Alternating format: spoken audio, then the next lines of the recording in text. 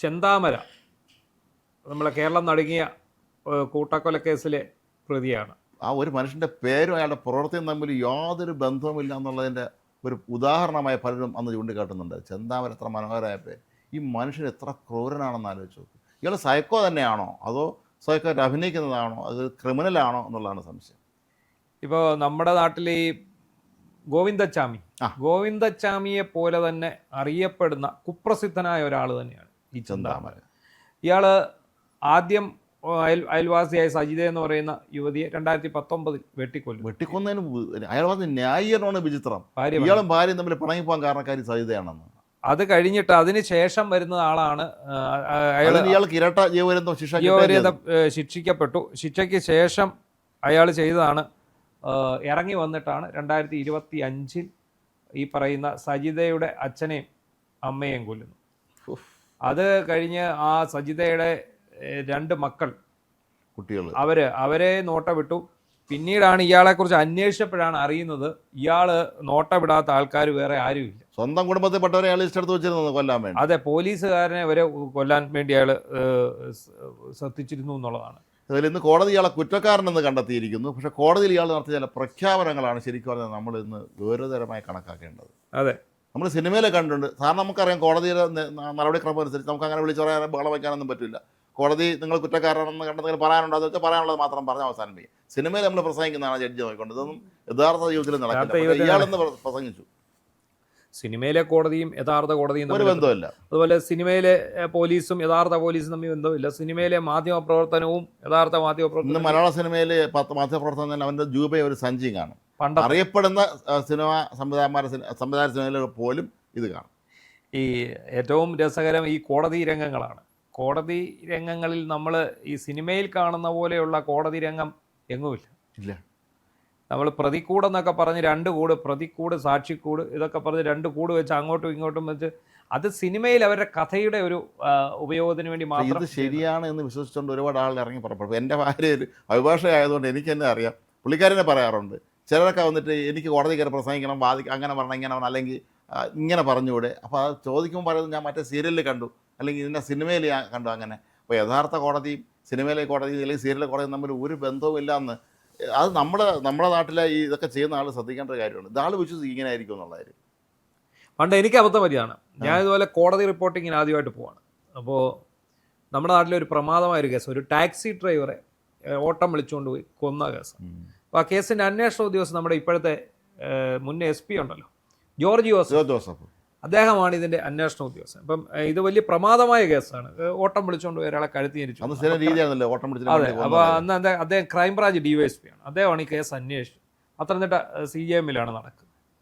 അപ്പോൾ ഈ പ്രതികളെ എല്ലാം കയറ്റി കോടതിയിൽ കൂട്ടി നിർത്തിയിട്ടുണ്ട്. കൂടെന്ന് പറയുന്നത് ജഡ്ജി ഇരിക്കുന്ന നേരെ ഓപ്പോസിറ്റ് ബാക്കിലായിട്ട് ഇങ്ങനെയാണ് കൂട് വെച്ചത്. അപ്പോൾ ഈ ഭയങ്കര തള്ളാണ് ഈ വിധി കേൾക്കാനായിട്ട്. അപ്പോൾ ഞാനും മാധ്യമപ്രവർത്തകൻ എന്നുള്ള നിലയിൽ നമ്മുടെ ആദ്യകാലത്താണ് ഞാനും ഇടിച്ചതിനകത്ത് കയറി നോക്കുമ്പോൾ കുറേ പേര് നിൽക്കുന്നുണ്ട്. ഞാനും എൻ്റെ കൂട്ടത്തിൽ കയറി. കുറച്ച് കഴിഞ്ഞപ്പോൾ ജഡ്ജി അവിടെ നിൽക്കുക, അയാളെന്തിനാ അതിനകത്ത് നിൽക്കുന്നതെന്ന്. അപ്പോഴാണ് അവിടെ പോലീസ് ഇങ്ങോട്ട് ഇറങ്ങണമെന്ന് പറഞ്ഞത്. ഞാൻ ഇറങ്ങി ഇടോ അത് പ്രതിക്കൂടാവും ശിക്ഷിക്കാന്ന് വെച്ചേക്കുന്ന പ്രതികളാ, താരത്തിലാണോ അതിനകത്ത് കയറി നിൽക്കുന്നത്. ഇതാണ് അപ്പൊ ഞാനിപ്പോൾ അയാൾ പറഞ്ഞു ക്ഷമിക്കണം കേട്ടോ, ഞാൻ ഈ സിനിമയിലൊക്കെ കണ്ടിട്ടുള്ളൂ, ഞാനിത് ആദ്യമായിട്ട് കാണുകയാണ്. അങ്ങനെ ഏതായാലും അല്ലെ പ്രതികളുടെ കൂട്ടത്തിൽ കയറി നിന്നിട്ട് നമ്മൾ അവന്മാരവിടെ നിൽക്കുക. നമ്മുടെ ഇത് വിധി കേൾക്കാൻ വന്ന് അവരെ ഇങ്ങനെ 4-5 പ്രതികളുണ്ട് അങ്ങനെ അറിയിക്കുകയാണെന്നാണ്. അയാൾ വേണേ എന്നെ തൂക്കിക്കൊന്നോളാം. ഇരട്ട ജീവപര്യന്തം ശിക്ഷ ലഭിച്ചവനാണ്. തൂക്കിക്കൊന്നോ, നിങ്ങൾക്ക് ഇഷ്ടമുള്ളത് എഴുതിക്കോ, ജഡ്ജിയുടെ അടുത്ത് പറയാണ്. നിങ്ങൾ വേണേ എന്നെ തൂക്കിക്കൊന്നു, നിങ്ങൾ ഇഷ്ടമുള്ളത് എഴുതിക്കോ, എന്തോ തടസ്സം നിന്നതിനാണ് ഞാൻ ഇതിനൊക്കെ ഇനിയും ചെയ്യും എന്നാണ് അയാൾ പറയുന്നത്. അപ്പം സ്വാഭാവികമായിട്ടും ഇയാളൊരു സൈക്കോയാണെന്നാണ് വിലയിരുത്തപ്പെടുന്നത്, അല്ലേ? അതെ, അങ്ങനായിരിക്കാം.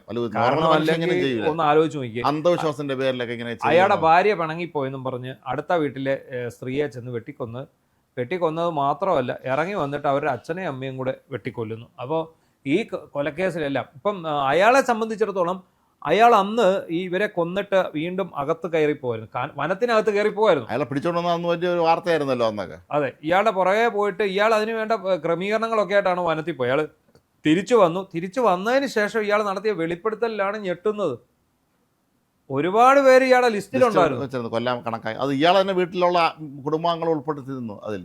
ഇപ്പൊ ഇതിനെ നമ്മൾ സൈക്കോ എന്ന് വേണേ വിളിക്കാം. പക്ഷേ ഈ സൈക്കോപാത്ത് എന്ന് പറയുന്ന സിനിമകളിൽ മാത്രമേ ഉള്ളൂ നമ്മൾ കണ്ടിട്ടുള്ളൂ. ഇയാൾ പക്ഷേ ഇയാളൊരു ബോൺ ക്രിമിനലാണ്, ഒരു സംശയം. എന്താണെങ്കിലും ശരി, ഇയാളുടെ ആ സൈക്കോ പരിപാടി അത് ഇയാളുടെ ഇന്ന് എന്താ സംഭവിച്ചിരിക്കുന്നതെന്ന് മനസ്സിലായോ? അയാൾക്കറിയാം ഇതിന് വധശിക്ഷ കുറഞ്ഞൊന്നും കിട്ടാൻ. അത്ര ക്രൂരമായ രീതിയിലാണ് ഇയാൾ കൊന്നിരിക്കുന്നത്. ആൾറെഡി ഇയാൾ ഒരു കൊലക്കേസിലെ പ്രതി കൂടിയാണ്. അതെ, അത് ഇരട്ട ജീവപര്യന്തം കിട്ടിയ കേസാണ്. അപ്പോൾ സ്വാഭാവികമായിട്ടും അയാൾക്കറിയാം ഇനിയത്തെ ശിക്ഷ എന്ന് പറഞ്ഞാൽ ഇനി ഒരു ജീവപര്യന്തം കൂടെ ആയിരിക്കില്ല വരുന്നത്. ഇയാൾ സമൂഹത്തിന് വളരെ വലിയ വിനാശകാരിയാണെന്നുള്ളത് അതാണ് അപൂർവങ്ങളിൽ അത്യപൂർവമായ ഒരു കേസായിട്ട് അതിനെ വിശേഷിപ്പിക്കും. ഒരു കൊല നടത്തിയിട്ട് വന്ന അതേ കോസ്. ഇപ്പോൾ സാധാരണ ഒരു കൊല നടത്തിയാൽ ഇപ്പോൾ ഒരാൾ വരുന്നു, കൊലക്കേസിൽ ശിക്ഷിക്കപ്പെടുന്നത്, അയാൾ പരോളിൽ ഇറങ്ങി വന്ന് ചെയ്യുന്ന ഒന്ന് ഈ സാക്ഷി പറഞ്ഞവനെ തട്ടും, അതെ, അല്ലെങ്കിൽ കൊലക്ക് ഇടയാക്കിയവനെ തട്ടും. അങ്ങനെ ഒരു കേസ് കേട്ടാണ്. ഇത് അങ്ങനെയല്ല. ഇയാൾ അയാളുടെ ഒരു അന്ധവിശ്വാസത്തിന്റെ പുറത്ത് ഒരാളെ കൊല ചെയ്യുന്നു, എന്നിട്ട് ഇറങ്ങി വന്നിട്ട് പക തീരാതെ അവരുടെ മാതാപിതാക്കളെ കൊല ചെയ്യുന്നു. ഞാൻ ഗാന്ധിയൊന്നും അല്ലെന്ന്. അതാ, ഒരു കാരണം കൂടെ അടിച്ച് കാണിച്ചാൽ മറ്റേ കാരണം കാണിച്ചു എന്നൊക്കെയാണ് ഡയലോഗ് കിട്ടുക. അപ്പം അങ്ങനെ ഉള്ള ഒരാൾക്ക് അയാളെ സംബന്ധിച്ചിടത്തോളം അയാൾ വിചാരിക്കുന്നത് എന്തായാലും നിങ്ങൾ എനിക്ക് വധശിക്ഷ തരും, എന്നാൽ പിന്നെ അത്രയും സമയം കൊണ്ട് കിട്ടുന്ന സമയം കൊണ്ട് വൈറലാകാനുള്ള ഒരു ശ്രമമായിരിക്കും ഇയാൾ നടത്തി. അത് തന്നെയാണ്. ഇനി ഇത് കഴിഞ്ഞാലില്ലല്ലോ. ഇന്നിപ്പം മാധ്യമങ്ങളിൽ മൊത്തം ചെന്താമരയുടെ ഇതാണ്. ഇയാൾക്ക് നല്ല പ്രായമുള്ള മനുഷ്യനല്ലേ? ആണ്, ചെറുപ്പക്കാരനല്ല ഇയാൾ, നല്ല പ്രായമുള്ള മനുഷ്യൻ. ഇയാൾ ജയിലിൽ കിടന്ന് മരിക്കുമായിരിക്കും. എന്നാലും ഇത് ശരിക്കും പറഞ്ഞാൽ ഇതുപോലത്തെ ക്രിമിനൽസിനെ ഇങ്ങനെ തന്നെയാണ് കൈകാര്യം ചെയ്യേണ്ടത് നമ്മൾ ചിന്തിക്കേണ്ടി വരും. അതെ, കുറ്റം സമ്മതിക്കുകയാണ് അയാളുടെ കുറ്റം സമ്മതിക്കുകയാണ്. ഇത് ചില വിദേശ രാജ്യങ്ങളുള്ള പോലത്തെ ശിക്ഷാ വിധികൾ ഇവിടെ നടപ്പിലാക്കാൻ നമ്മൾ നിർബന്ധം തരാം. ഇതുപോലെ ആൾ ഇറങ്ങി പുറപ്പെടുകയാണെങ്കിൽ നമ്മുടെ ജനാധിപത്യ രാജ്യമാണ്, നമുക്കിവിടെ നിയമ സംവിധാനം ഉള്ളതുകൊണ്ടാണ് ഇങ്ങനെ സംഭവിക്കാത്തത്. അല്ല, ഓരോ മനുഷ്യനും ഓരോ മെൻറ്റാലിറ്റി ഉള്ള ആൾക്കാരാണ്. അതെ, ഇപ്പോൾ നമുക്കറിയാം റിപ്പർ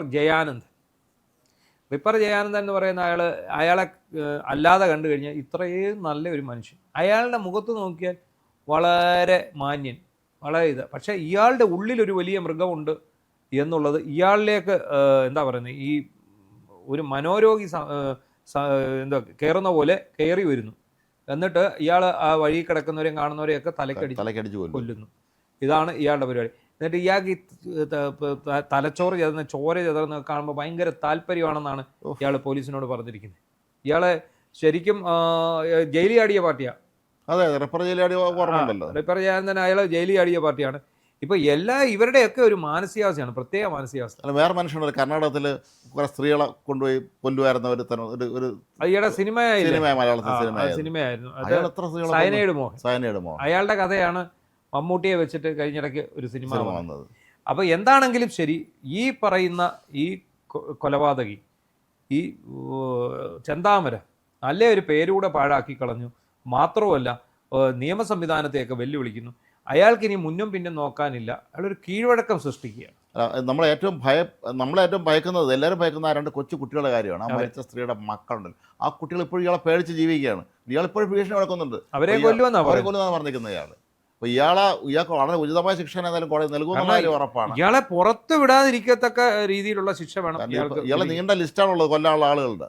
ആ ലിസ്റ്റും പ്രകാരം നമ്മൾ പലചരക്കടയിൽ സാധനം മേടിക്കാൻ പോകുമ്പോൾ എഴുതിക്കൊണ്ട് പോകുന്ന പോലെ ലിസ്റ്റ് എഴുതി വെച്ചേക്കാണ്. ഇയാളെ ഉള്ള ആളിനെ ഒരു കാരണവശാലും നമ്മൾ പുറത്ത് വിടാനേ പാടില്ല. മാത്രമല്ല പരമാവധി അർഹിക്കുന്ന ശിക്ഷ തന്നെയാണ് ഇവർക്ക് ലഭിക്കേണ്ടത്. കോടതിക്ക് അത് കാര്യങ്ങൾ മനസ്സിലായിട്ടുണ്ട്. കാരണം ജഡ്ജിയോട് തന്നെ രീതിയിൽ പെരുമാറുമ്പോൾ ഒന്നുകിൽ അയാൾ മനോനില തകരാറിലായ ഒരാളാണെന്ന് കാണിക്കാൻ വേണ്ടിയായിരിക്കാം, അല്ലെങ്കിൽ അയാൾ മനഃപൂർവ്വമായിരിക്കാം. ഇയാൾ നല്ല ക്രിമിനലാണ്, ഒരു സംശയം വേണ്ട. അയാൾ സൈക്കോ ആയിരിക്കാം, പക്ഷേ അടിസ്ഥാനപരമായ ക്രിമിനലാണ്. ക്രിമിനൽ സ്വഭാവം മൂത്തയാൾക്ക് സൈക്കോ ആയതായിരിക്കാനാണ് സാധ്യതയുള്ളത്. ഏതായാലും നമ്മൾ കേരളത്തിൽ കോടതികളിൽ കണ്ട അപൂർവ രംഗങ്ങളിലെ ഒന്നാണ് ഇന്ന് ഈ പാലക്കാട് സംഭവിച്ചിരിക്കുന്നത്. ഇത് നമ്മൾ സാധാരണ ഒരിക്കലും കാണാതെ, എത്ര വലിയ കൊടികെട്ടിയ ക്രിമിനലാണെങ്കിൽ പോലും കോടതിക്ക് മുന്നിൽ മര്യാദയ്ക്ക് പെരുമാറാറുള്ളൂ. ഈ രീതിയിൽ സംസാരിക്കാറുമില്ല.